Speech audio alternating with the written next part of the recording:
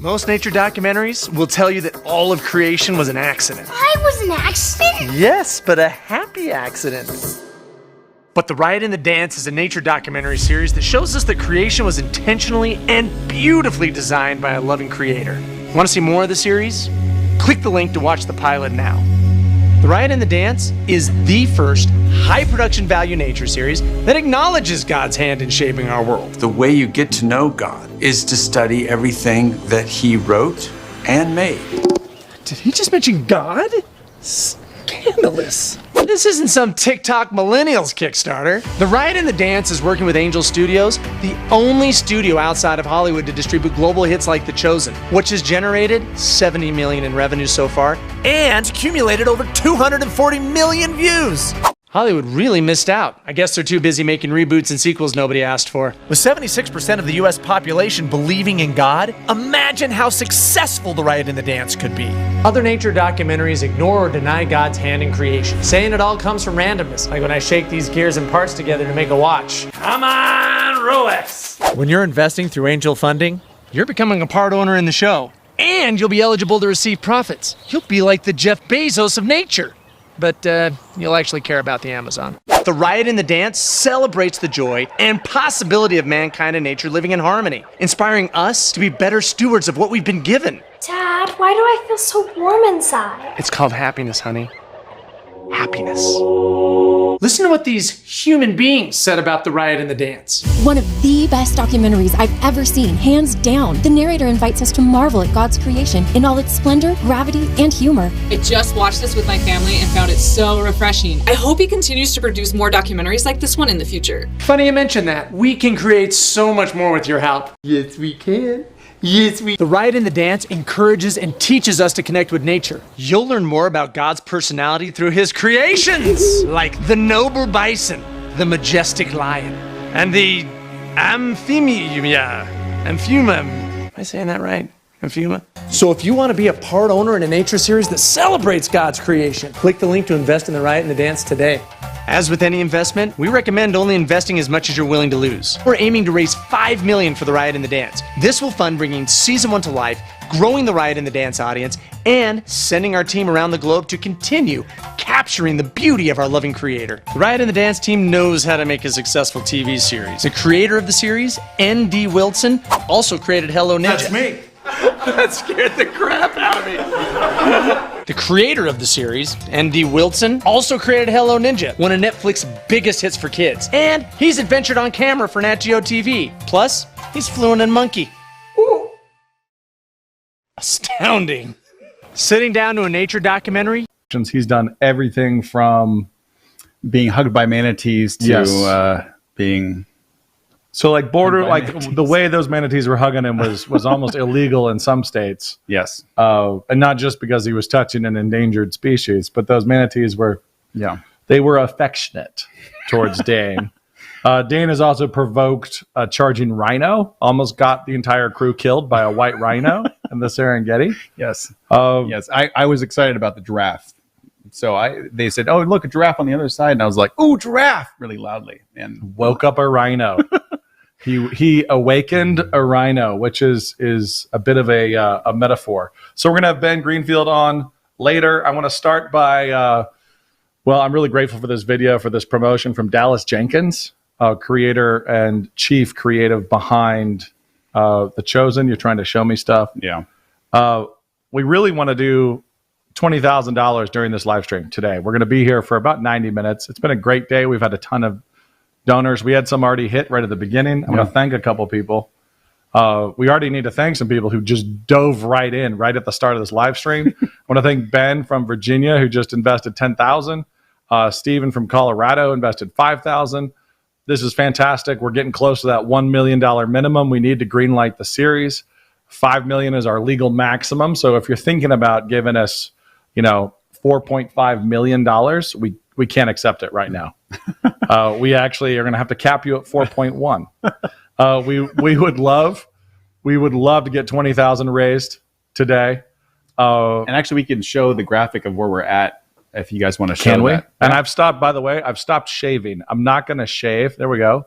Actually, that's dated now. Refreshed. Yeah. There we go. 904. 209. I am no longer shaving and will not shave again until we hit $1 million. Just so we all know this, which we have 7 days left, 6 or 7 days. So it's not terrible. Yeah. But if we don't hit $1 million, I'm just not shaving ever.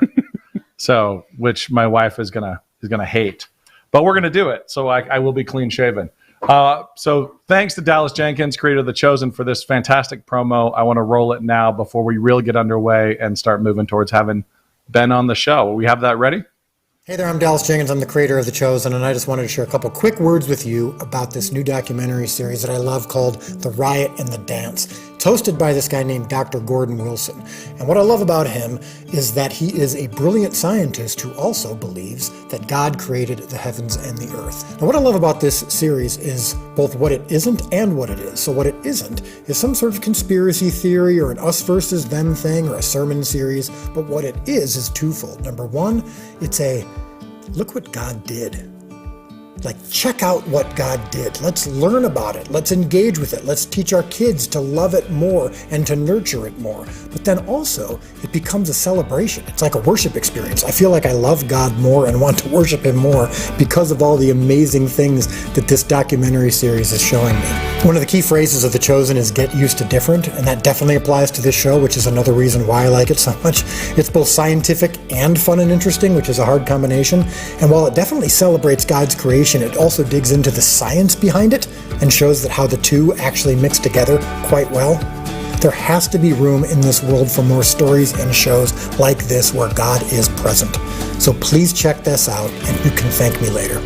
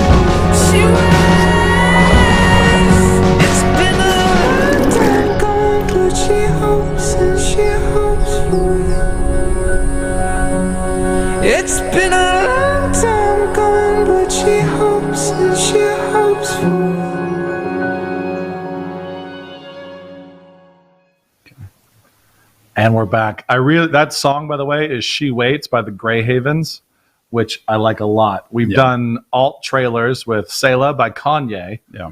And that song by the Grey Havens. And, let us know in the comments which you prefer. If you've watched both of them, we've done some polling. We've done some voting just with fans to see which they prefer. I'm really curious.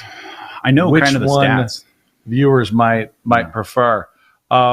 We really thank you, Carson, for cheering. We just whipped past the 900,000 mark, which makes us $100,000 day, which is fantastic. I want to talk a little bit about what this investment is. So get the details out here. What this is we take what would normally be a distribution ownership, the piece that a distributor would normally own in Hollywood, 25% is what we're going with. It fluctuates, but usually it's around 25%. And we're selling that 25% to the crowd. So crowd members, you all, people who've been investing during this live stream and before, are buying a portion of that 25%. And what that means is that once they've invested and they're shareholders in the series, when we finish the series and we start to make money on it, and the way we make money on it is by licensing it out to streamers. And I've already received interest. You know, I work in LA often in Hollywood, and so I've got a lot of formal and informal relationships there. And I've already had people floating, you know, trial balloon offers this direction. They're very interested in what we're doing. They're very interested in a faith nature series because it just doesn't exist, and the majority of nature viewers are religious. So when we actually start to license it, then money comes in, and when we've recouped, when, you know, it's like we actually bring this money in, investors will get 120% of their money before any producers will take profit. So investors will get their money back plus 20% before we start distributing profit to producers. So that's the deal. We're selling 25% of the series, and then we recoup those investors at 120% before we start to make profit. The goal would be to raise a complete $5 million before we actually finish the series and start licensing it out. So we'd like to get to that full $5 million investment and then make the series. Although $1 million starts to greenlight production, $1 million gets us going. That's the minimum. $5 million gets us a whole first season, and then we start to try to make people money. So we do this because we love it. We love animals. We love chasing stuff. We love doing bizarre things and having great stories to tell. I mean, ultimately, that's why I'm in this. I want to kick sharks, you know. And I have with expensive fins. Yeah, I've now kicked sharks. I know how high your adrenaline can go when you're in the water with an apex predator, and it could eat you at any time. Your adrenaline can get way up there, and it can stay up there. I'm doing this for all those reasons, but I'm also doing it because it's economically smart. So this is a multi-billion-dollar industry. 66% of Americans watch nature documentaries. 74% of them are religious, and 0% of nature documentaries are religious. 0%. There are no faith nature series. There are no faith nature docs at all. And when Christians do make nature documentaries, or they call them documentaries, they're almost always debate movies. You know, like they're argumentative movies. Like, hey, let's have an argument about evolution or creation. And I can get into an argument as much as the next guy, but that's really not what we're doing. No, you can't. Yes, I can, Dane. I win an argument. Yeah, no, the argument I won was that I can get into an argument. Yes. So I win, actually. I win, and we can keep doing this. So that's the investment. The investment is we're raising money to make a show that Hollywood will not greenlight. They will not do it, even though there is a massive marketplace for it. We're raising that money not by donation, but by selling ownership.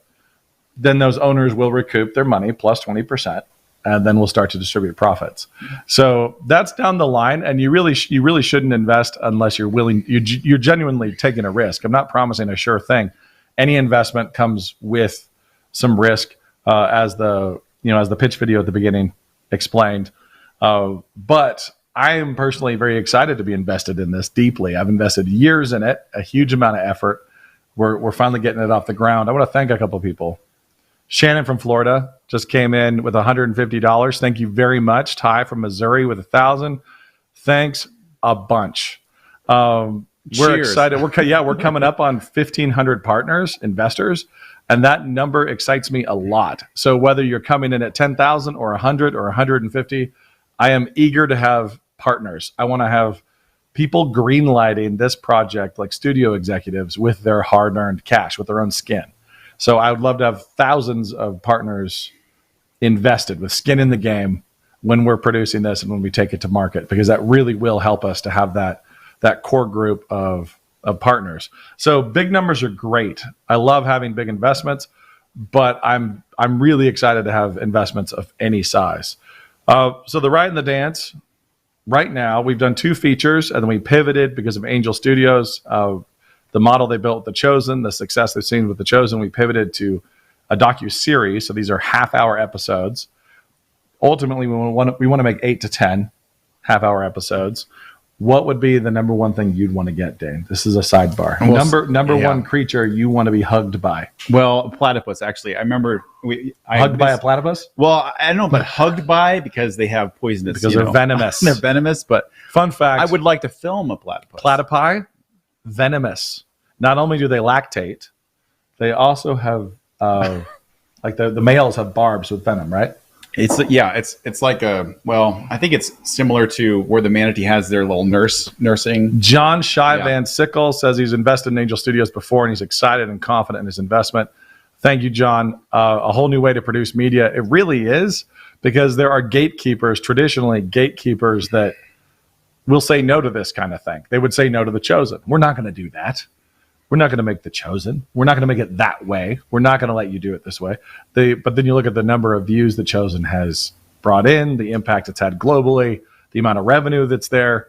This really is a pretty fantastic revolution in empowering the crowd to greenlight content that they think is smart. I don't know about you, but many, many times in my life, I have thought, who in their right mind greenlit this project? I've sat in a theater, or I've been, clicking through something on a streaming platform and been wondering, who said yes to this? Who? Have you ever had that experience, Dane? Yes. So I actually have always kind of wanted. I still watch. Yeah. No, Dane. Yeah. No, you do not. He says no and moves on. But I've always kind of wanted, when I'm on Netflix or Disney Plus or anything, I've always wished that I could see the production budget above every show that scrolled past in every movie, and then also the marketing budget, and see the total billions and billions of dollars that are spent for the very few things that are successful. The crowd really does know better than studio executives. Viewers, people who consume, tend to know better than individuals in ivory towers what they would like to watch. So if you ask one guy who's in a penthouse suite in Hollywood, what does America want to watch? Odds are he's going to be a little off. If you ask hundreds of thousands of Americans, what do you want to watch? And they have the ability to greenlight that. They're going to tell you the truth. Like, they're going to know what they greenlight is what they're actually going to want. So David from Idaho just invested $100. Thank you, David. We're ticking towards that 1,500 investor mark.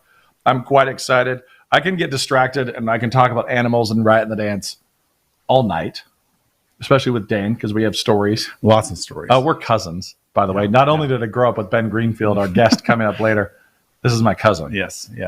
And so, we've gotten into a lot of trouble together in different places. But I want to make sure I stay on track. Trouble.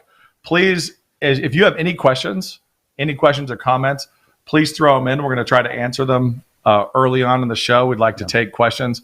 It can be about anything. It can be about the actual investment model. It can be about, the background, the history of the first 2 features we tried to make, and then now the docu-series that we're launching now. Anything. So anything animal related, industry related, hit us with questions, and we'll try to bundle them and take them. We have a nice big screen so that we won't get distracted. Yeah. We can see them when they pop up. Yeah. So please hit us with comments. Hit us with those things. Dane's going to try to keep me up to date on people to thank, and we want to make sure we thank investors as they come in. So Ben Greenfield, let's talk about Ben. Ben Greenfield is best described as in shape. I can attest. As very, very in shape. In fact, I wore active wear today just to pretend like I've been exercising, because we're going to be talking about You've been exercising. You've been working on your house. Yeah, I've been working on my house. Yeah. So I was planning on showering before this, but now I have caulk and all sorts of things all over my hands because I was putting siding on my house. I was working on my house on a beautiful day. I got distracted by a very, very pregnant praying mantis. And so I stopped and was playing with this very, very gravid mantis. Oh my God. And fun fact for all you out there, this is one of the only insects that you can keep as a pet, and it will actually recognize you and have a relationship with you. You can actually develop a relationship with a mantis. So it can, be excited to see you and engage with you that way. And I just don't think cockroaches do that. Not even hissing cockroaches, as interesting as they are. What animal do you want to capture on camera the most? I'm going to ask you, then we'll ask me. So, I did say platypus. I'm partly platypus because I want to fulfill Ken Ham's dream of having us film the platypus. But did Ken Ham want us to do that? He did. He requested it as our next film. But the swimming with killer whales in Norway. So I think that would be amazing. But also just it would. So I think that those two. There's a lot though, and I'm sure that I'll remember one later when we're not on the live stream. So killer whales in Norway, because in Norway you're actually allowed to touch them and swim with them, right? Is that why in Norway you're allowed to swim with them? I think you're just allowed to swim with them. Why Norway? Because everywhere else is illegal. Okay. Basically. So Norway, because Dane cares about the law, apparently. Also because Norway is dope and very beautiful, and it's dark, and the water you have to. So Dane would be more excited. Would you be more excited to be in the water with a killer whale in Norway than you would in the Puget Sound? I think you'd be excited either way. I'd be excited either way, but there's something about Norway that like it's just a different. It's a different landscape, and it's like limited sunlight, so you also have to have low light cameras. So we have the question, are there any perks with investing outside of equity? Yes, there are.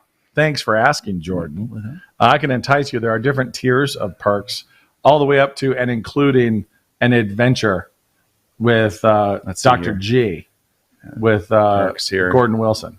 So we have a number of perks at different levels. You can be VIP guests at a premiere party for an episode. You can go on a live expedition. But yeah, the biggest thing is the fact that you're going to make money and that you're going to greenlight this, the fact that the show is going to actually happen. And you're providing this also for others who maybe. But yeah, your name, your name, even at $100, your name's added to the official backer list, which is going to be, publicized. So your name's functionally in the credits, a form of credits, the backer list. And then at $350, your name's in the season 1 credits, the actual credits that roll at the end of season 1. At $1,000, you get early access to season 1 episodes. So you get to see them much closer to when they're completed before they're actually released broadly. At $5,000, you get exclusive behind the scenes video chat hangout with Dr. G. At $10,000, you will be our VIP guests at an episode premiere party. Travel and lodging will be on you, but we provide the theater and the episode and the premiere and the fun and all the fun. Dane will do sock puppetry. At $5,000, you go. $15,000, you go on an expedition with Dr. Gordon Wilson and the Riot crew. So you will join us on an expedition at 15. So yeah, there's tiers of that. But don't get in here because you want to be on an expedition. Get in here because this is a great opportunity to greenlight some awesome content, and you get to go on an expedition. There's definitely some perks to that. So we have also Tom from New Jersey invested $250, and Rachel from Michigan invested $500. Thank you very much. How many do we have, by the way? Let's refresh that. I want to see. Cue the graphic. I'll see if I'm faster. I'm faster. We have 1,487 investment partners right now. I would love to get to 1,500. Let's try to get to 1,500 today. So I want 1,500 investment partners. Oh, yeah. If I get 1,500 investment partners, what should we do? Well, we should definitely show a pizza party. We're going to have a pizza party on the spot if we hit 1,500. So that's a guarantee. We're bringing Ben Greenfield on here in about 5 minutes. Yep. So Ben is, I would say he was a Muscovite, but he wasn't. So I think he lived in Moscow for a little bit, Moscow, Idaho, my hometown. He lived on the grade above the Snake River when we were really young. And he has gone on now. He lives a little bit up north of us, a couple hours north. And is impacting the world with a New York Times best-selling books, and basically has become a fitness and health guru. He's been on shows like Joe Rogan and has done all sorts of crazy things. And I have to say, it is kind of weird that when I think back to messing around with Ben in the backyard, that we both have written best-selling books at this point. That's awesome. So my next one is going to be about fitness, and his next one is going to be about magical doors to different worlds. And we'll switch roles. Nobody will buy my book about fitness or health whatsoever. I'm not exactly legendary in that department. I just got another investment here. But I'm looking forward to chatting with Ben here shortly.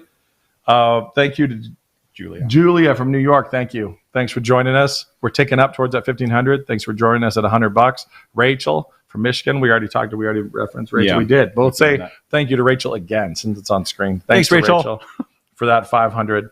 And we had a question about scariest animal. Oh yeah, scariest encounter. So the question came up: scariest animal we'd encountered. What's yours? Oh man, I think I don't even think it was the sharks, but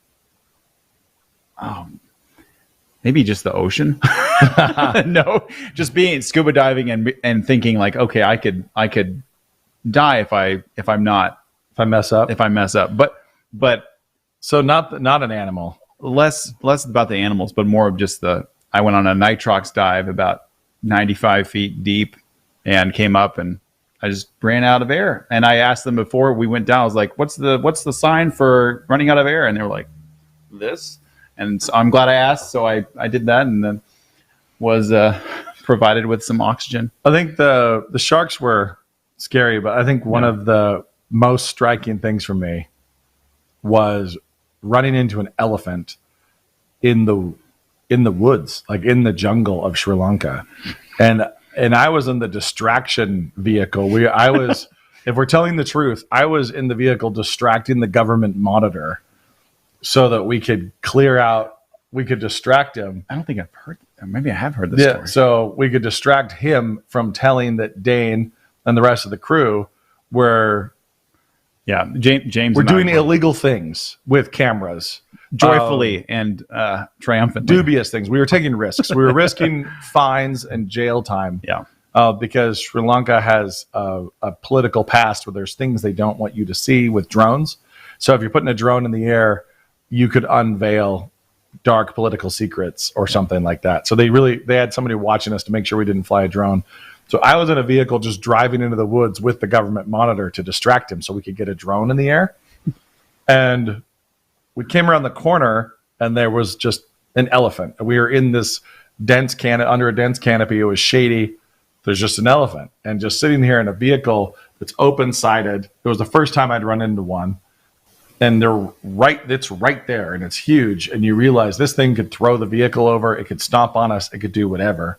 And instead, it just turned very quietly and just started walking away, and trees started going down, just snapping and just falling over. And that was a moment of like stillness and really kind of majestic stillness, but it was also definitely scarier than sharks, which is weird because the sharks could have destroyed me easily as well. But the elephant encounter was quite frightening.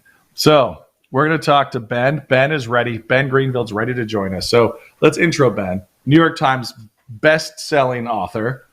We're talking fitness, cookbooks, all sorts of life hacks, like nutrition hacks, life hacks, exercise. He's the guy who could whip me into shape when nobody else probably could. And most importantly, he used to wear Miami Dolphins gear, including the helmet, the full little kid gear in my backyard, and I would wear Oakland Raiders. He and his older brother would show up in Miami Dolphins, and I would be the Oakland Raiders, and we would play extensive pee-wee football in my backyard together. So Ben and I go quite a ways back, and then he married my best friend's little sister, and so, at this point, there's no escaping each other. So why not do a live stream together? Ben, are you ready? You ready to join us here? Can you guys even hear me? I don't know if you guys can even hear me. Yeah, and of course you're on a treadmill. You're on a treadmill. This is perfect. I wore activewear so I could pretend like I exercise. Well, I mean, it's called the riot and the dance, so I figured the least I could do is at least walk. Yes. Yes. I don't know if I can dance a jig on my treadmill. Is the skeleton on your shirt giving birth, or what is that pose?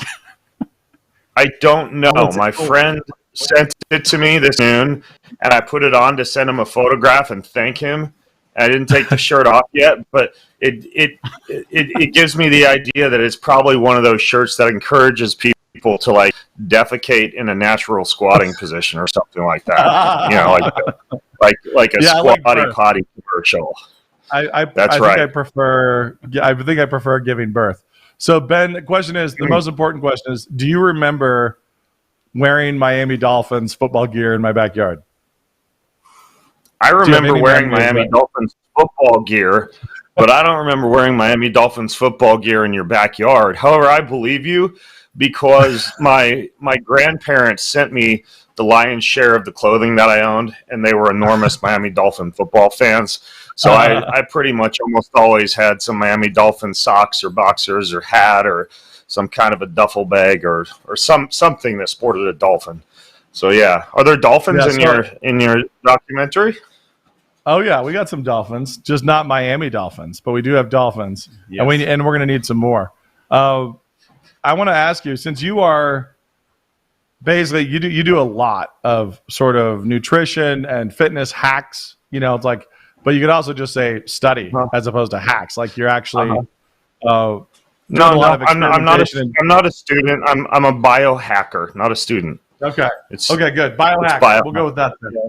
Biohacker. Because it sounds better. But when you're doing that, does that make any kind of sense at all if there is not design in the human body, design in nature? And you're trying to discover things and shape things, mold things. Is it totally? I mean, is that? How interlaced is that with your faith? The fact that you believe that God made all of this and designed all of it. Oh yeah, absolutely. No, biohacking is not some kind of a head nod to the idea of like the body being severely broken and in need of technology to give it some kind of an upgrade. I consider it to simply consist of using like science, tools, technology, etc., to either achieve more in a shorter period of time or to enhance health in some way that, well, in many cases is something that you're trying to do because you're kind of fighting against what arguably would be kind of like an ancestral mismatch, right? We're surrounded by a whole bunch of stuff in a post-industrial era, like, you know, sedentary jobs and indoor lighting and being disconnected from the planet Earth and not getting enough sunshine. And so a lot of these biohacks, you know, particularly the type of things that I do, are simply fighting against some of that damage that stuff can do to the human body, and or kind of like bringing nature into a modern environment, right? So like there's like a light panel beside me, right? And if I'm working on my computer during the day, I can't necessarily be out in the sunshine harnessing all the benefits of infrared light, but I can flip one of these light panels on and get that while I'm inside during the day. Or I can't be outside barefoot, but like you can't see it, but there's a mat on my desk where I stand while I'm working during the day, and there's a little wire that comes out from that mat, and it's planted in a metal stake out in my backyard.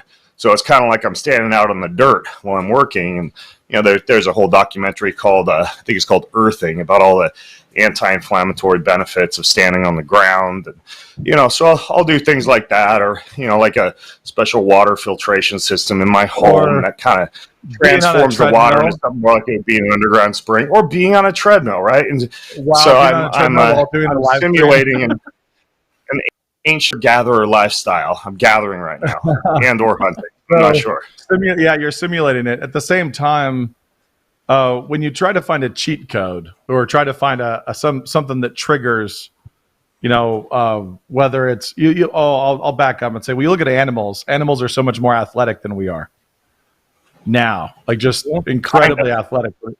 You know, it's like we watch their explosiveness, their speed. There's all sorts of things.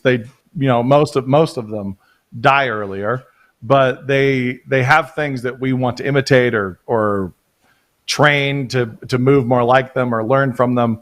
But a cheat code by itself assumes a programmer. It assumes that somebody's like baked that in, that there's stuff there that's good for you. It's good for you to stand on the earth. It's like, well, okay, that's by design.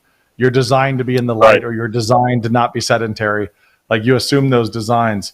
As far as animals go, because we're doing, nature documentary chasing animals, are there any that like would be a special favorite for you that you personally would love to be with in the wild? If you want to be in nature, what's a top shelf choice for you that would be animals in the wild? Well, we've already established that a dolphin is up there, or at least used to be. I don't know if like a ribeye steak would count, but definitely a ribeye steak would be an animal that I'd love to be with in the wilderness right now. I like colorful fish compared to fishing from a boat where you can't see a thing. Being down there in the water and hugging a rock and scratching the bottom of the ocean so that the fish get curious and come in, and then kind of like selecting what it is that you want to shoot for dinner. I have an incredible time with that. So I like colorful fish, and I would say one animal that I've really grown an appreciation for would be elk. Like I'm just a huge fan of elk. My sons and I have been learning to speak elk all summer because we want to go up on the mountain and call elk here. Actually, we're headed up north tomorrow afternoon to go call some elk. But they're just beautiful, majestic. They're quiet. They have giant weapons on their heads. They just they're tasty too. Back to the steak consideration. I think elk, colorful fish. And if I could throw in a final one, and this is mostly my sons rubbing off on me, but it'd be like the little slippery, smiling sea otters. They're just they're super cute. I like them. I can't see a sea otter without smiling. Yeah. There's two things for me to ask you. I'm trying to remember both of them. One's the free diving. How long could you hold your breath? Free diving. Well, static. I can do about a 4:45 static, but that's like not swimming around, right? That's holding the edge of the pool. But I went down and took a freediving course down in Fort Lauderdale. There's this guy named Ted down there, and he teaches you all the breath up techniques to get you to that point, and also teaches you how to resist a lot of the diaphragmatic contractions that occur, for most people, typically about 2 to 3 minutes in. And then dynamic breath hold is kind of difficult to measure based on water temperature and how much you're swimming around, etc. But if I'm spearfishing, I can stay down there about like 90 seconds. It's not a ton of time, but enough time to get down to anywhere from 20 to 30 feet and see some fish and hopefully get something. So when we were our shark guides, when we were diving with sharks, and they told me how long they could go dynamic in relatively cool water, and with sharks, so with adrenaline, and you're diving with a 13-foot tiger shark, or they dove with deep blue, the biggest great white ever measured, ever documented, and they were going almost 5 minutes. I think it was like 5 to 6. I think one of them was getting into the 6 minutes, and that just astounds me. But 4:45, even hanging on the edge of the pool, is pretty impressive. It's incredible. Those guys train with O2 and O2 static apnea tape. They've got all sorts of tricks, like they'll avoid coffee, which of course speeds up the heart rate and reduces breath hold time, and they'll avoid dairy, which kind of thickens the mucus. And then there's a really great researcher down in Florida named Dominique D'Agostino, and he researches these things called ketones. And like DARPA and these Tour de France cyclists, they're now using these things to go for incredibly long periods of time without calories. It's like a drinkable ester. It kind of tastes like rocket fuel. But those things really appreciably increase breath hold time. I didn't have them back when I was practicing my static breath hold, but they're called ketones, and they're kind of like a cheat code, speaking of cheat codes, for breath hold time. Well, next time we're underwater freediving with sharks, we'll have to bring you just to see how long you can go when your adrenaline is up. So I asked you what animals you really like, and Wesley from Michigan, thanks for $600. Thank you very much. Are we getting there? We're getting to our 1,500 investors. Oh wow! I think is that for me? You just gave me $600. No, Ben. I'll give you my Venmo shortly. Yeah. What animal would you be the most afraid of in the wild to run into? Oh, I don't like the small, creepy animals that can come up on you without you noticing, like the black widow spiders and scorpions. And yeah, the small and highly dangerous ones. So I'd say a black widow. I'd say a scorpion. Gosh, what else? I don't know. For me, it's a mosquito carrying malaria. For me, it's the little ones I can't see. A disease vector. I want a big enough target to be able to kick in the face and defend with the spear. Yeah. I'm not very consistent.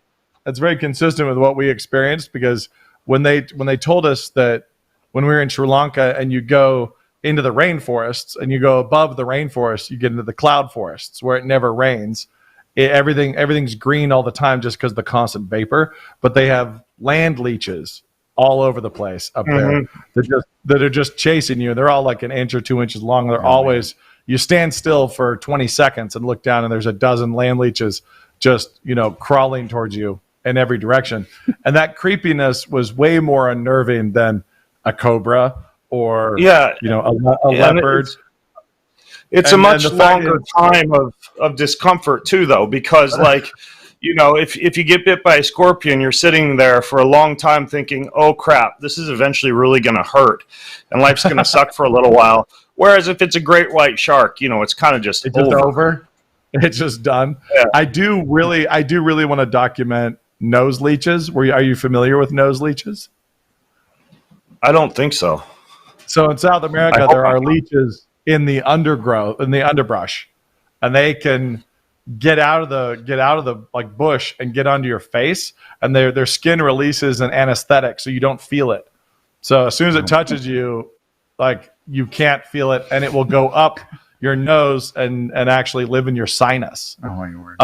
And you won't notice until it's grown large enough that the tail will occasionally pop out your nostril. So I feel like that's part of the riot, not part of the dance. That feels to me like surely a consequence of the fall, is that this can't be Adam and Eve can't have been dealing with this. There must be some kind of reason for its existence, kind of like some people will have sickle cell anemia and it'll protect them against contracting malaria from mosquitoes. Perhaps these nose leeches do actually protect you against something like, say Alzheimer's. Maybe if you had a nose leech, you wouldn't get Alzheimer's.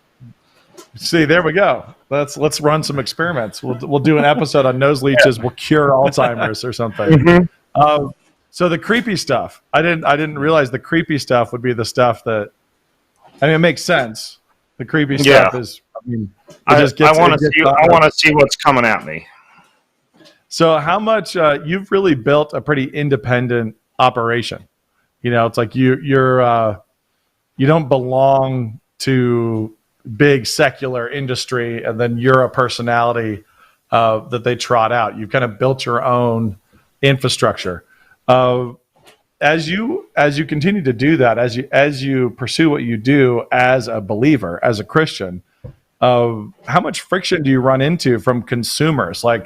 Are they more open to your faith and you being a believer as you pursue what you're pursuing than the industry, like gatekeepers?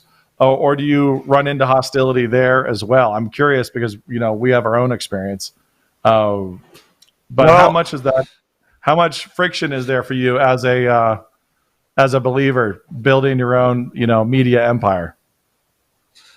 I began to more forthrightly put my faith on my sleeve probably about 5 or 6 years ago, just in my writing, in terms of weaving the creator into things like diet and nutrition, in my podcast, my videos, etc., focusing upon the eventual unfulfilling nature of pursuing a six-pack abs or crossing the finish line of a triathlon or what have you.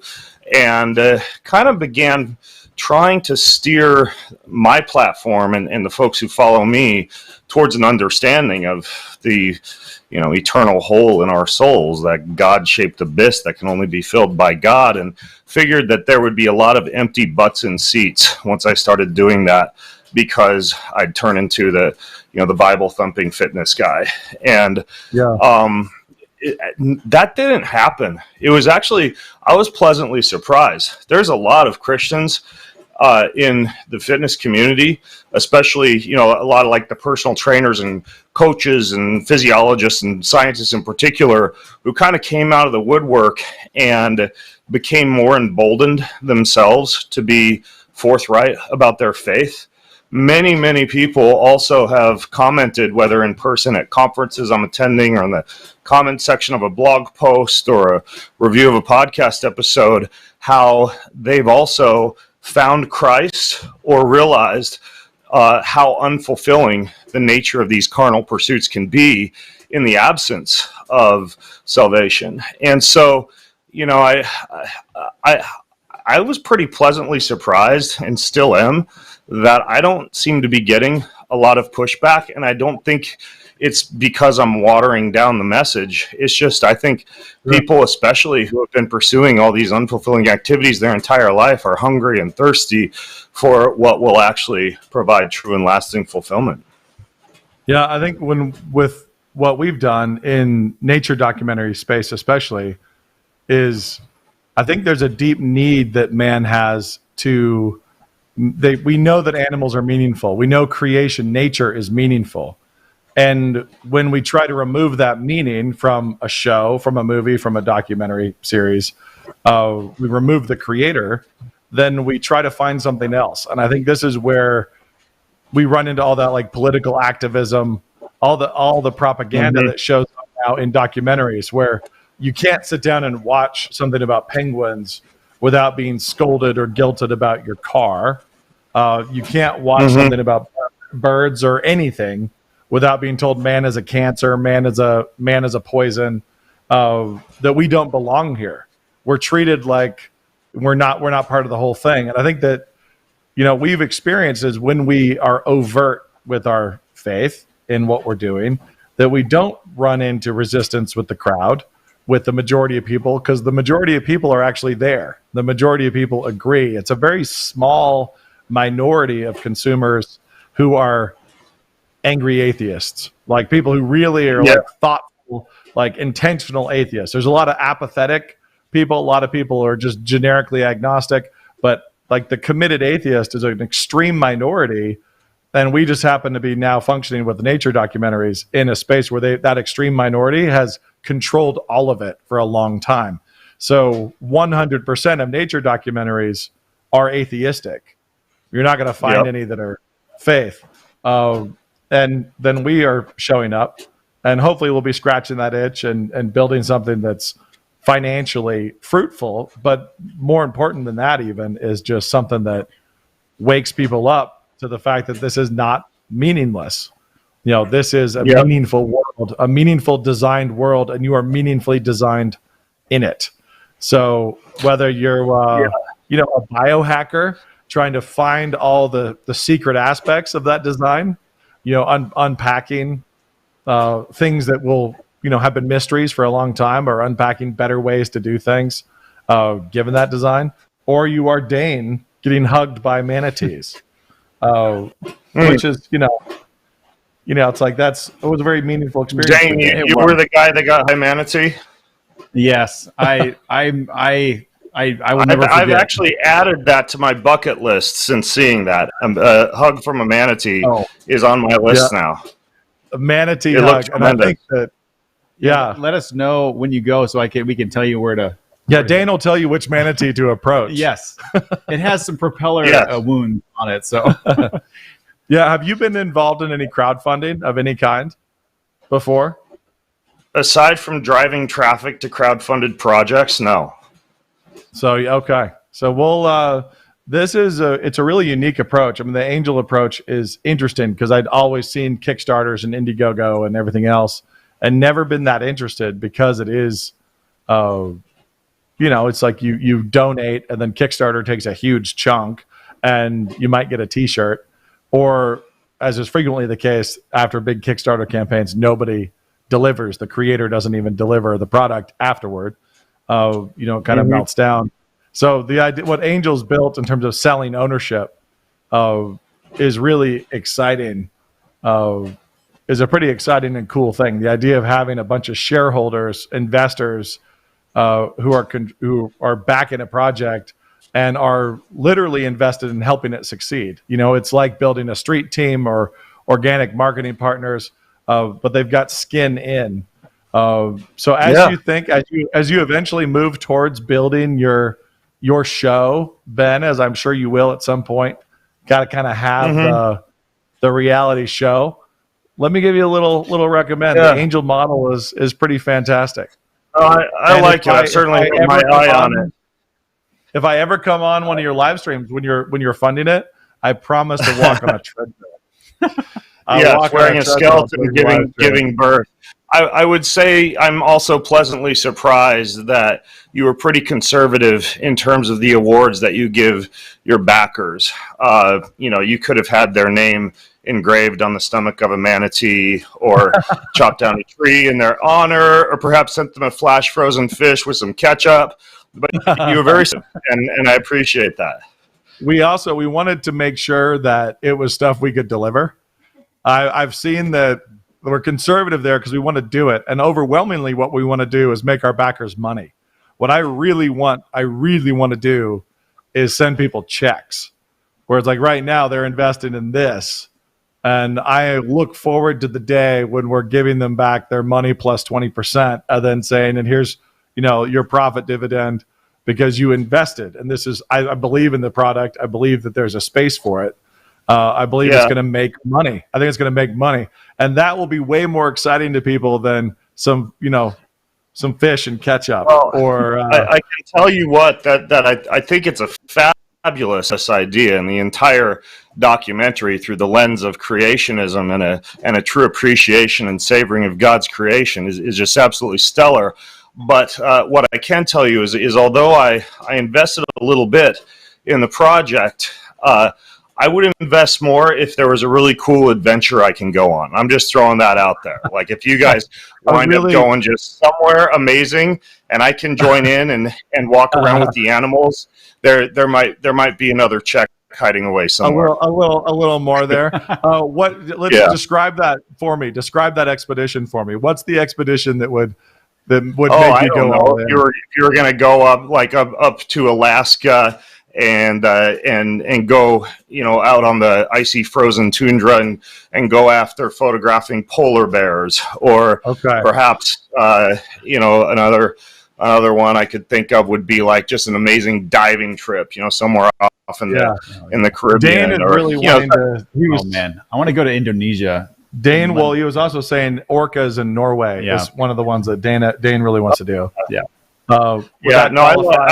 I like to like adventure and hike and get a little bit, and if it's in a place where there's good food, all the better. So if you guys wind up on any crazy adventures, just text me and I could probably throw a few coins in the hat.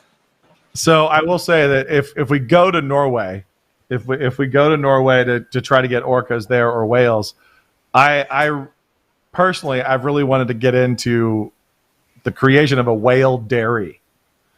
In Norway specifically, and I could see somebody who's a biohacker getting really into the benefits of whale milk, because you mean like whale milk?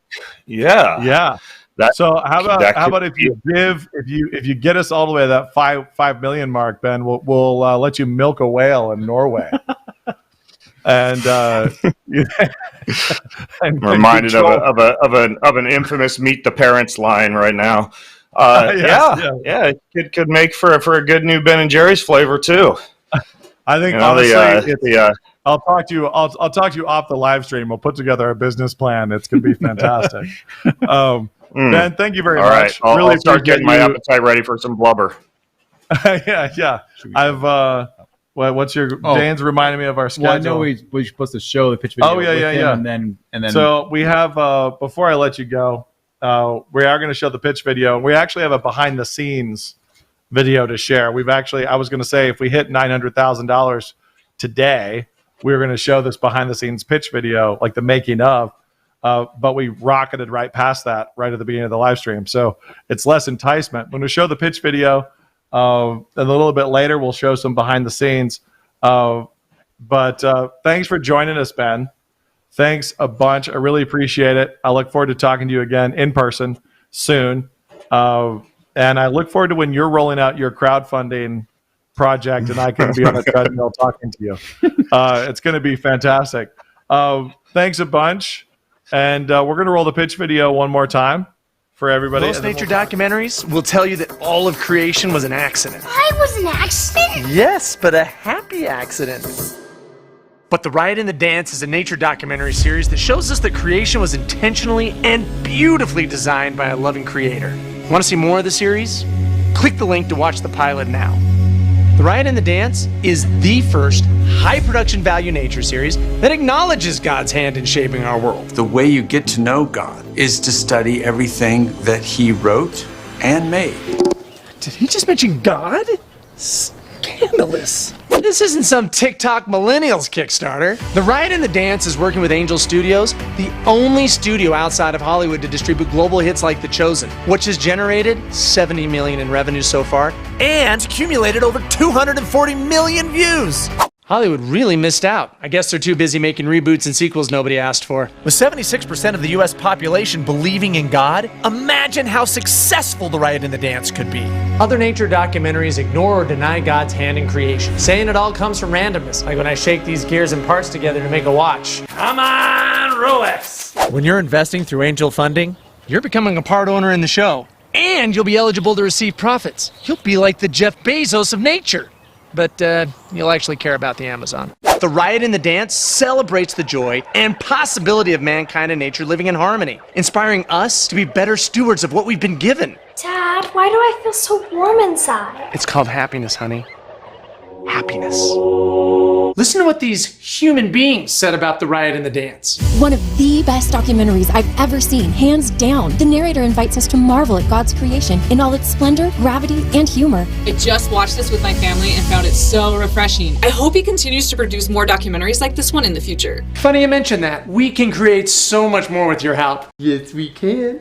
Yes, we. The Riot and the Dance encourages and teaches us to connect with nature. You'll learn more about God's personality through his creations, like the noble bison, the majestic lion, and the amphimia. Am I saying that right? Amphima? So if you want to be a part owner in a nature series that celebrates God's creation, click the link to invest in The Riot and the Dance today. As with any investment, we recommend only investing as much as you're willing to lose. We're aiming to raise $5 million for The Riot and the Dance. This will fund bringing season 1 to life, growing The Riot and the Dance audience, and sending our team around the globe to continue capturing the beauty of our loving creator. The Riot and the Dance team knows how to make a successful TV series. The creator of the series, N.D. Wilson, also created Hello Ninja. That's me. That scared the crap out of me. The creator of the series, N.D. Wilson, also created Hello Ninja, one of Netflix's biggest hits for kids. And he's adventured on camera for Nat Geo TV. Plus, he's fluent in monkey. Ooh. Astounding. Sitting down to a nature documentary used to mean feeling guilty about your existence, but not anymore. Invest in The Riot and the Dance today and bring God and humans back into nature. You want to see more of the series? Click the link and watch the pilot now.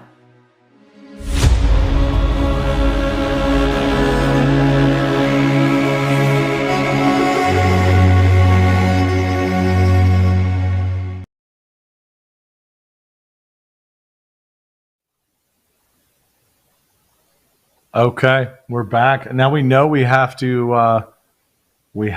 go to the tundra with a polar bear in order to get Ben Greenfield to invest more in our show. I'm excited that he's invested it all. Thanks, Ben, and thanks for coming on. But we're either I think he'd be in if we were milking whales in Norway. I think he'd be in for that. Oh yeah, but polar bears as well. Elizabeth from Idaho, thanks so much for investing. Your $500. Karen from California, also $500. And then Jeremy from Maryland for your $150 investment. Joanne from California for your $100 investment. Let's see what our tally is. I really want to get to this 1,500 investors today. before the end of our live stream. We have 29 minutes to get 7 more investors. I want to do it.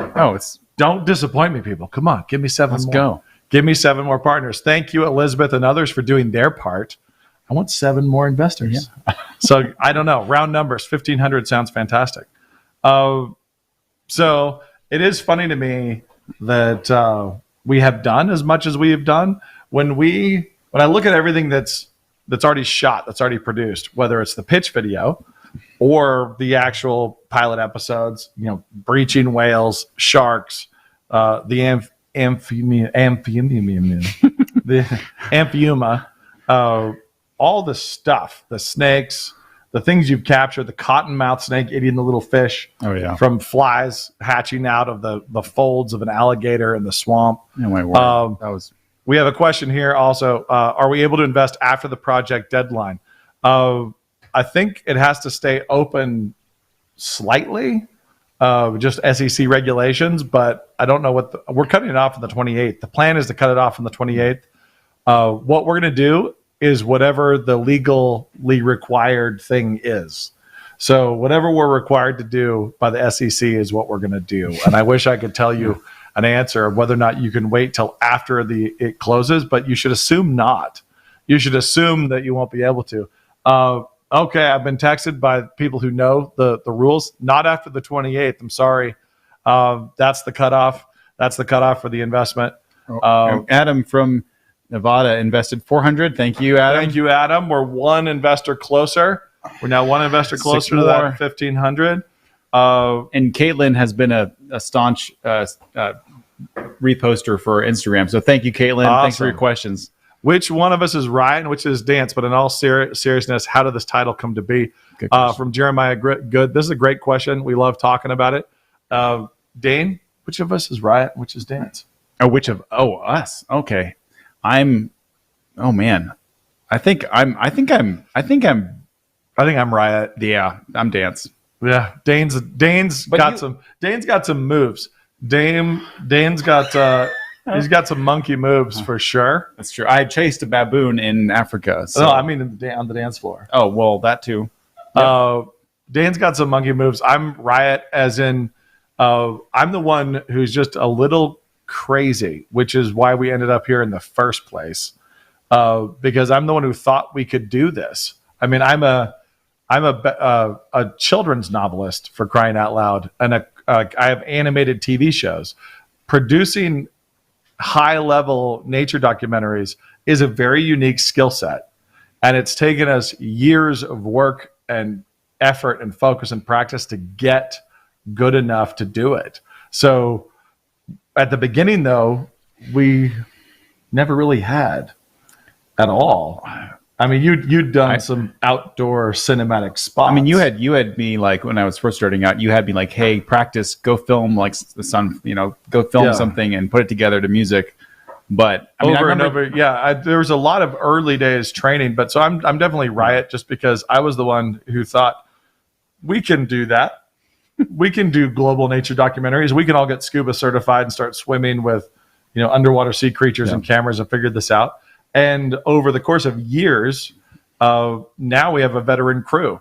So we have a crew that's highly experienced, veteran crew from a lot of different productions, and just has been in the field everywhere under all sorts of weather and circumstances, freezing cold conditions to 95 feet underwater at night.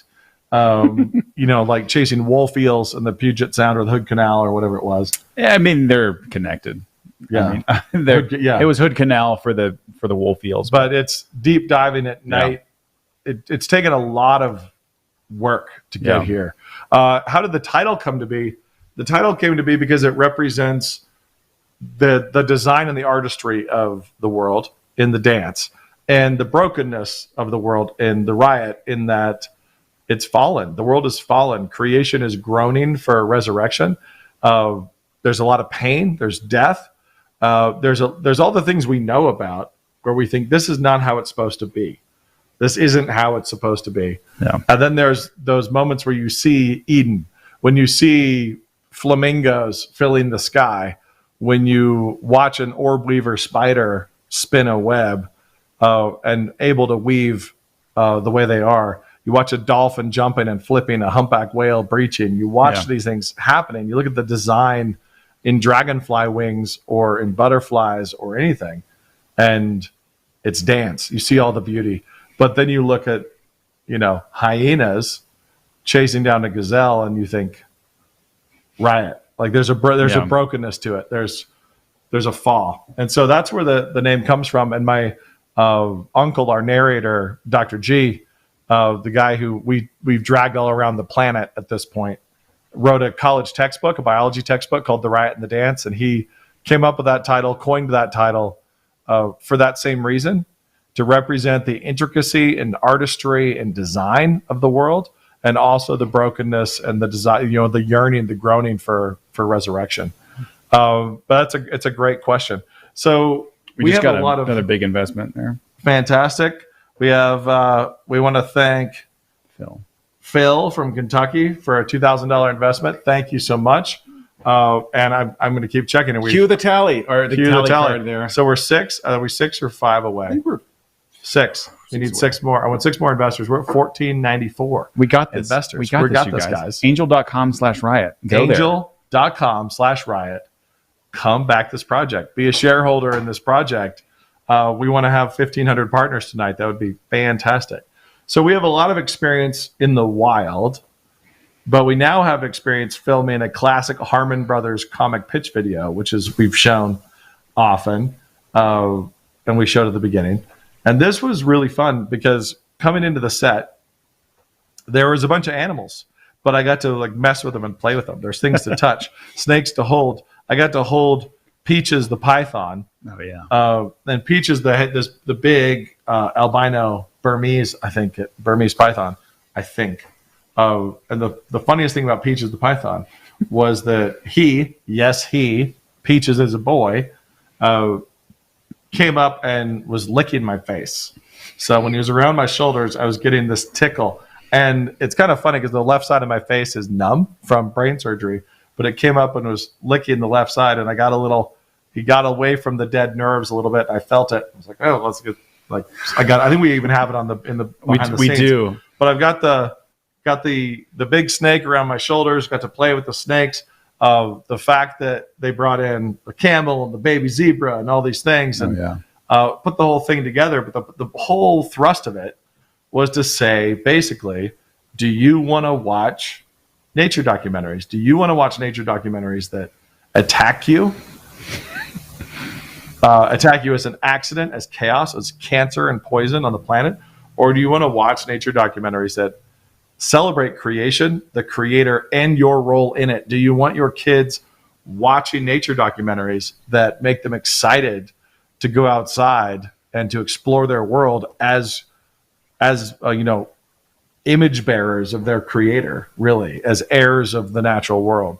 So that was the whole point. It was very funny. I mean, You're welcome, Jeremiah. Yeah, thanks for the question. I actually laughed out loud multiple times on the set watching the creation of the pitch video.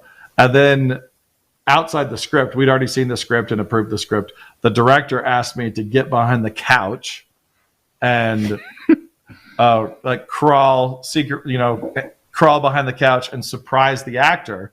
The actor did not know I was going to do that. At least the creator of the series, N.D. Wilson, I was supposed to jump up with my thumbs up, and I think you just did a perfect imitation and surprise the actor so we could get a genuine reaction. So that was not planned. That was not in the script. We did it, and we did get a genuine reaction. We got a very genuine reaction. But let's show the behind the scenes. We shattered that 900,000 mark. So let's roll the behind the scenes video, the making of the pitch video right here. Hey everybody, I'm N.D. Wilson, creator of the Riot and the Dance series. I'm here on set today with the Harmon Brothers, shooting a promo video for this series to launch our campaign to invite you all to invest with us in making this series a reality. There's some snakes in there, a big lizard with a powerful bite. I've got to go mess around with them a little bit, make sure they're feisty enough for the talent. Probably watched Because I got a little tongue tickle on the chin. Did I smell good? And action. The creator of the series, N.D. Wilson, also created Hello Kitty. That's me. Snake got so freaked out. We've been talking to Neil and Jeff for a long time. They came up to Idaho to visit us over a year ago. Talk us into this Angel Studios talk approach. us into this whole model, this vision with Angel Studios we're very excited about. It's pretty exciting. More than that, it's like when I first heard the concept, you always get this kind of idea of anything that's Christian media, it always tends to be a step below production of anything else you see. But everything I've seen from these guys has been on par with any nature documentary I've seen. Riot and the Dance lent itself very well to the writing room because there's not really another nature documentary series like it. Hey, how did you know my name? Wow. Wild nature documentary in its natural habitat. Let's give it a listen. So far, I've been bit by 3 snakes and I've had to drop kick 1 lizard. All not true, but you don't know that because you're not here. It's really cool to see them at that level of production bringing God and creation into a nature documentary. I think it's going to be a fantastic marriage. I'm excited for you all to watch. I'm excited for you all to partner with us in making the Riot and the Dance a reality. Where do you see yourself in 5 years? 5 years? Oh, well, I'm raking in all that Riot and the Dance money. That's where that's all it's going to be, man.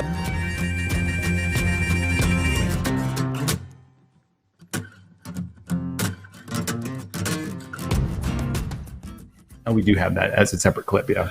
So that snake is the one who gave us the most genuine reaction when I popped up from behind the couch. Yeah. And so the actor was startled primarily by the fact that the snake suddenly tensed around his neck, that there was a constrictor, and I popped up. And I even popped up on that side because the snake's head was on the other side, and I didn't want to startle the snake. But when I popped up, that snake like tensed, and Peaches did not care for it and just constricted around his neck. So in the actual pitch video, when he was like, "Ah, you scared?" That scared me. He was talking about the tension of the snake, not me. So he was more startled by that than by my little thumbs up reaction. So slow. He was such a professional because he did not show much of anything on his face. He just kept going. He did a great job, but that will be forever something I remember doing. part of this whole process, as funny as kicking sharks, almost popping up from behind the couch and startling a python. The fact that I startled Peaches the python, just enough to get a good reaction, not so much that anything bad happened. Well, because before that python had been like head to head with like a big lizard during the shoot, like kept on. Yeah, totally chill, totally fine, and they completely chill. Peaches was a very chill python up until I popped up, which is really weird to me because I think what must have happened is, well, I don't know, but I think the actor might have tensed a little bit too. Like I startled him, that startled the snake. Either way, it turned into a great like gaping. We have the great mouth gape, yes. And we have some great phone footage of that too. We've done $22,000 during this live stream today, and that is quite exciting. I really am, as we've gotten over 900,000 now, not over $910,000, as we move towards that $1 million minimum that gets us to a green light, makes it happen. I'm extremely confident that we're going to get there, that we're going to make a fantastic series, and I'm confident we're going to make money. The interest I've received already from the mainstream of Hollywood, this is the kind of thing that they need. This is the kind of show they need because they need to keep people watching. Yeah. They need to have content that Americans want to watch, but they don't want to be the one who greenlit it. They don't want to be the one, as an unbelieving studio executive, you don't want to be the guy who made the Christian nature documentaries. Yeah. But you do want to be the one who has those on your platform. So there is absolutely a financial opportunity here. And we have, of course, Angel, as it's done, as we actually make the series, the series will release in its own app, like The Chosen did, and then we'll license it to other platforms and hopefully make our investors some money. That's the thing I'm most excited about. I'm being warned, cautioned legally. I can't guarantee revenue. I can't guarantee that this is going to make money. No, I cannot, because a meteor could hit the Earth tomorrow and it could melt out all streaming. It's like I could get hit by a UPS truck next week. There are no sure things other than death and taxes. So That's it. That's just sad. So I can't promise you that you're going to make money doing this, but I genuinely believe that you will, and I believe that I will, because I think this is a very, very massive empty space in the marketplace. So you grew up watching nature documentaries. Yes. Did you ever hear God mentioned in any of them?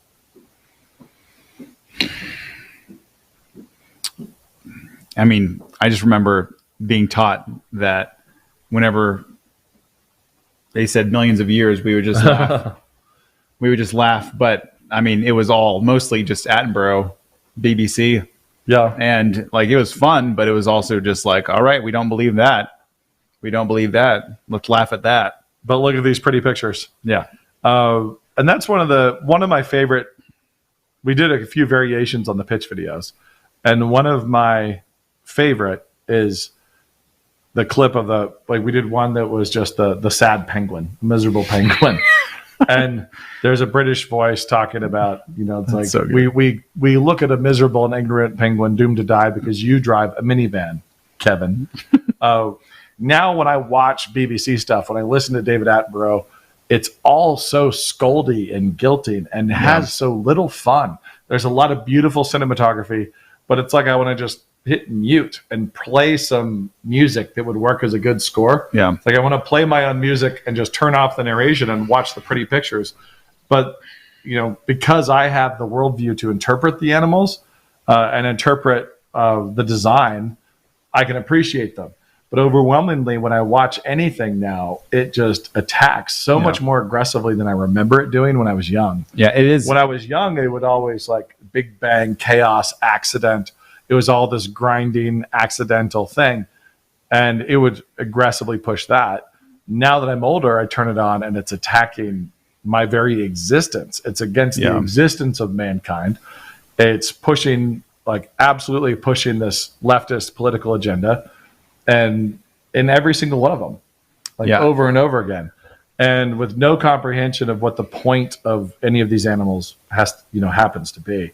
So I'm really eager to put this series out into the world, and have millions of kids growing up watching what I didn't get, watching what I had to get in the field with a teacher, like a person taking me out catching something, as opposed to sitting down watching a nature doc. Because I watch nature documentaries with your dad, and he would reinterpret things the whole time.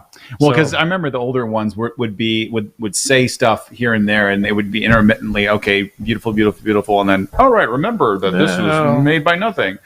And then now this is all pointless. Like you said, it's like I remember watching a trailer recently. Attenborough was I don't know if it was called, I don't know if it was BBC. It was BBC, but it was like, he was just like, we are destroying this world. We're the worst. And then there's this other documentary called Mother Earth, and there's a trailer with Julia Roberts voiceover, and she's just like narrating like she's talking through the earth, like Mother Earth is talking to you and being like, I created you, and I will stop misbehaving. Yeah, and it was just one of the most just guilty, horrifying. And we want to make documentaries that these episodes that are pro God and pro man, and that you can learn about God through looking at his creations. You can look at his artistry.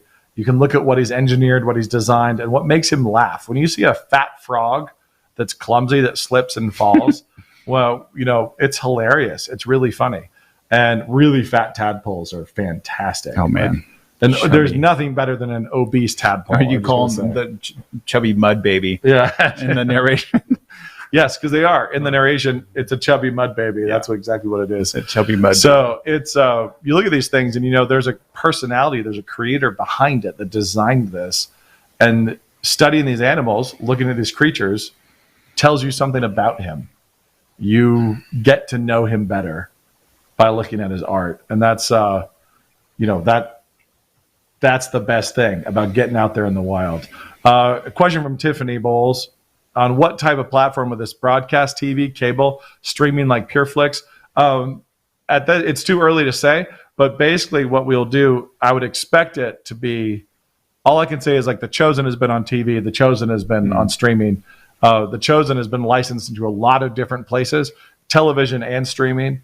And I would expect us to attempt the same thing. So with the Riot and the Dance, I think it's for sure will be streaming. This content will be streaming. And then we'll see if there's any interest from broadcast TV or other avenues. We'll be open to doing deals, across the board. So streaming for sure, and whether or not we end up on traditional television remains to be seen. So at the very least, if we make a series, it'll be available streaming in its own app, like The Chosen is, at the very least.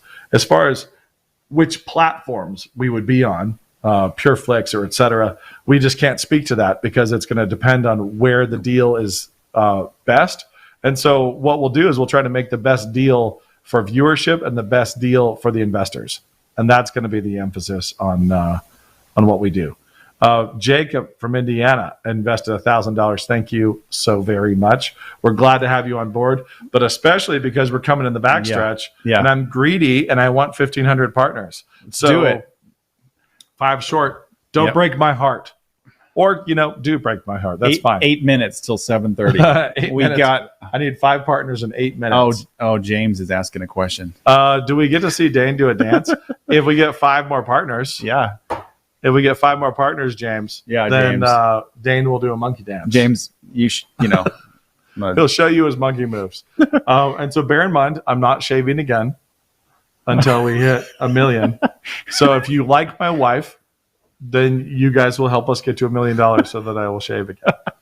I did shave, but I also put on glasses today. So fantastic. Yeah. So we have a lot of partners now at $14.95, and I'm looking forward to even more. I am very excited to get out in the field and start producing again. And when we hit that 1 million mark, that's what that means. It means we come up short of that. We're giving all the money back. We're not taking the investment. The whole thing shuts down.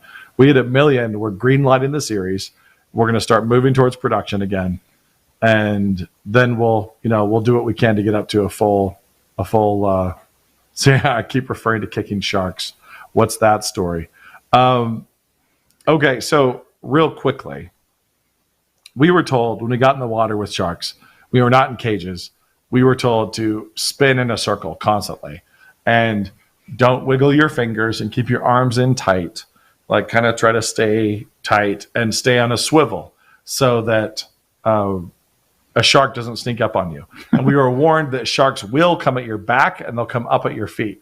So always be looking in between your feet and then be turning around and looking behind you.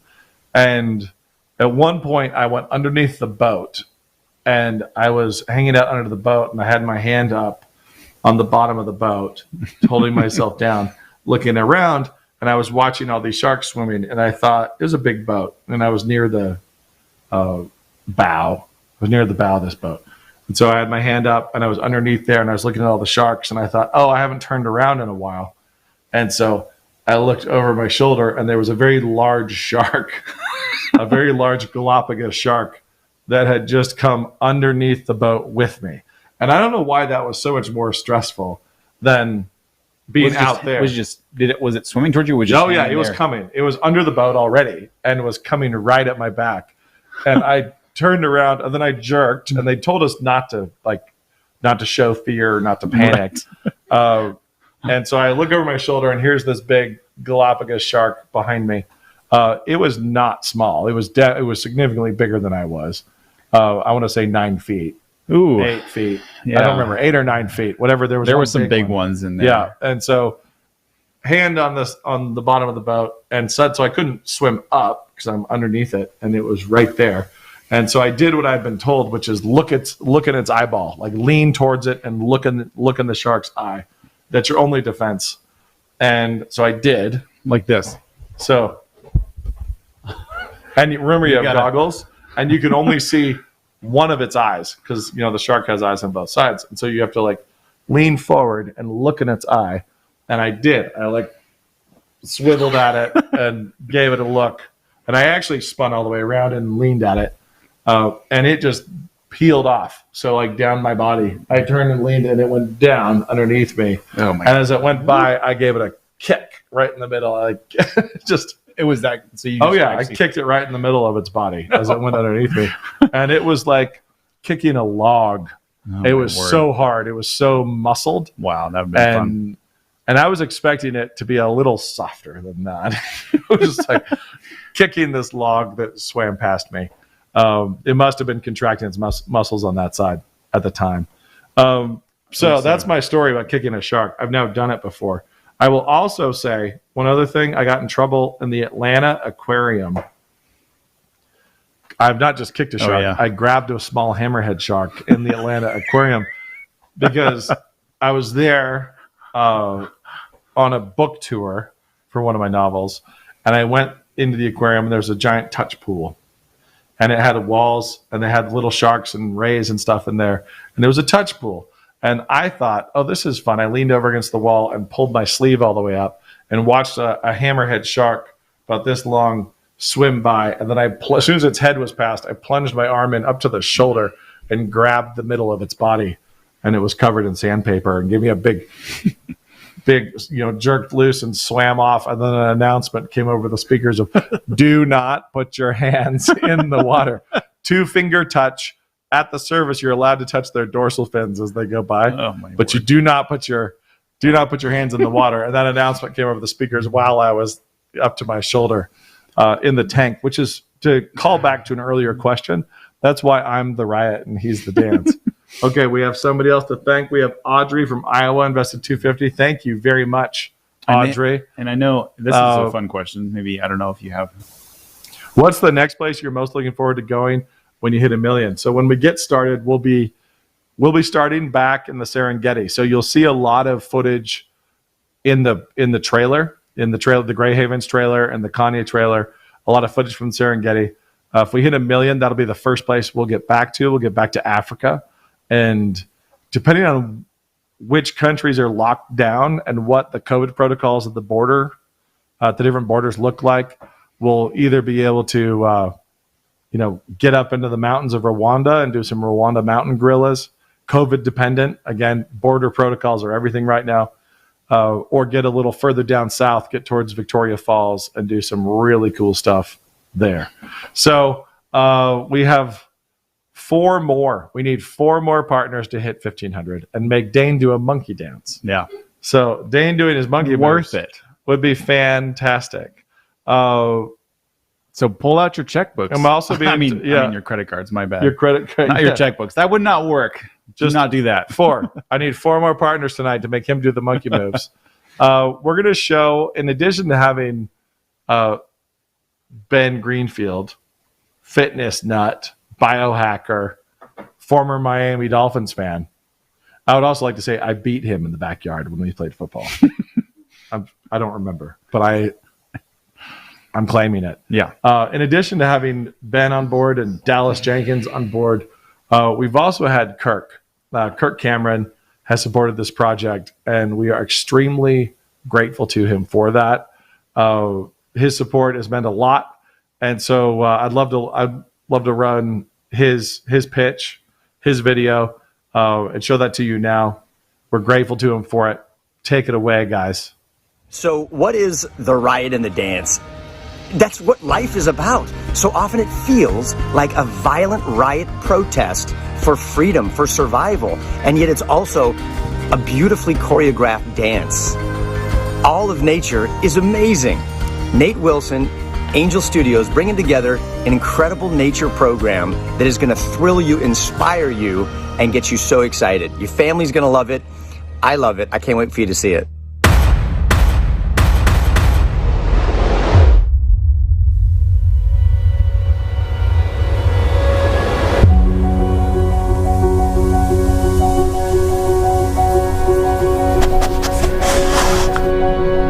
Dressed in chains, now she waits, looking back upon that day when the dawn first held its gaze upon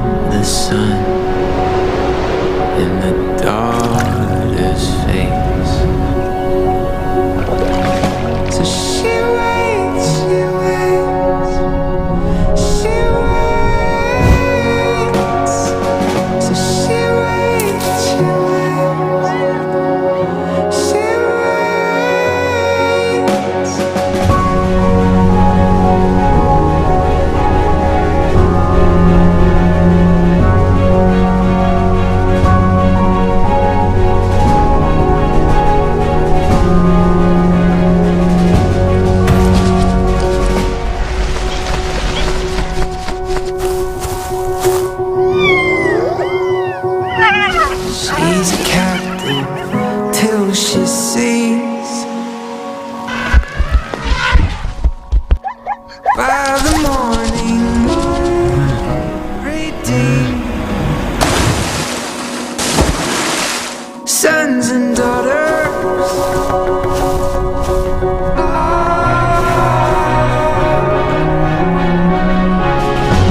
She waits, she waits. She waits. She waits, she waits. She waits. She waits, she waits. She waits.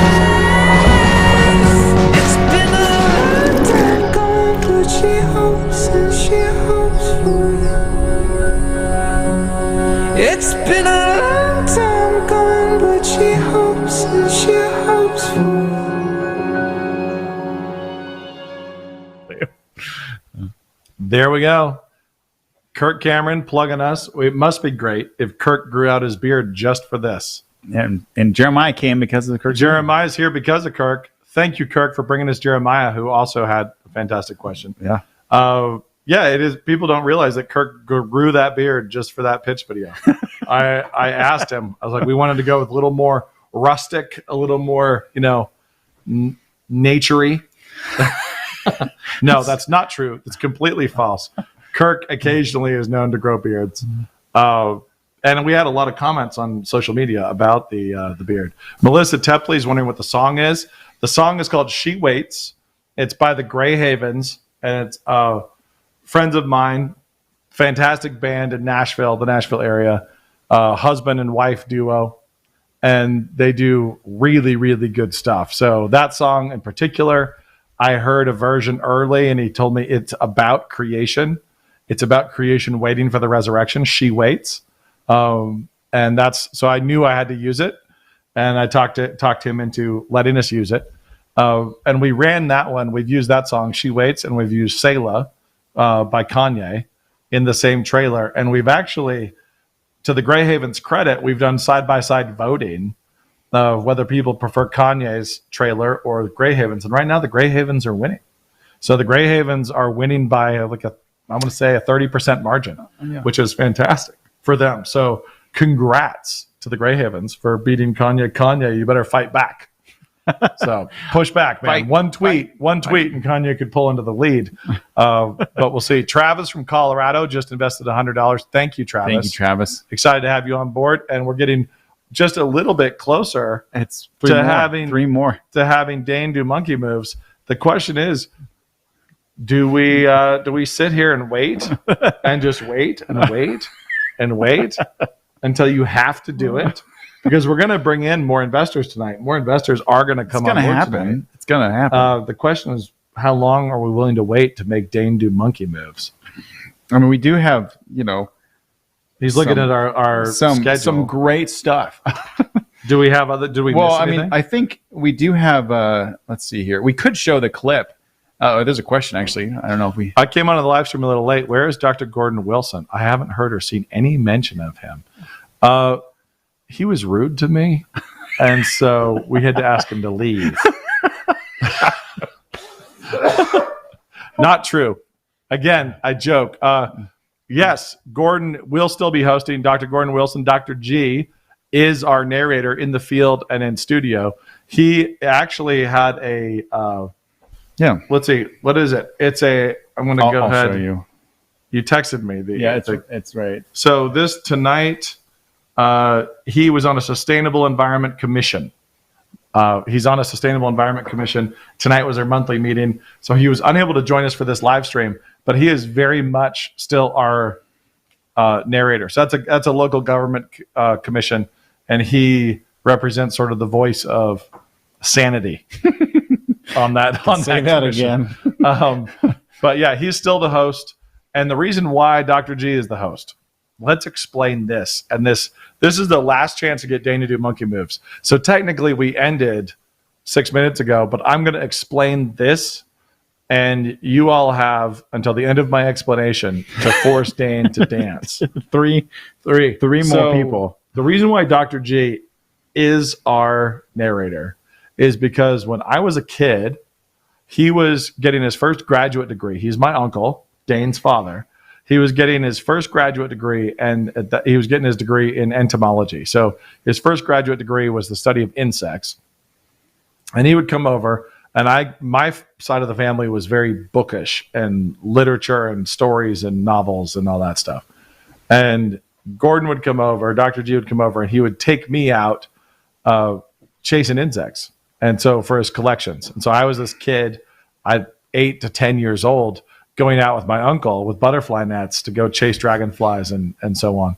And it was magical. It was really, really fun as a little kid to go off on these adventures. He'd take me digging fossils, and it felt big. So it wasn't always a giant expedition, but even if we just went to a neighborhood pond and caught frogs, it was a big deal. He would bring snakes over to the house. My sisters and I would be holding snakes in the front yard. He was that kind of an uncle.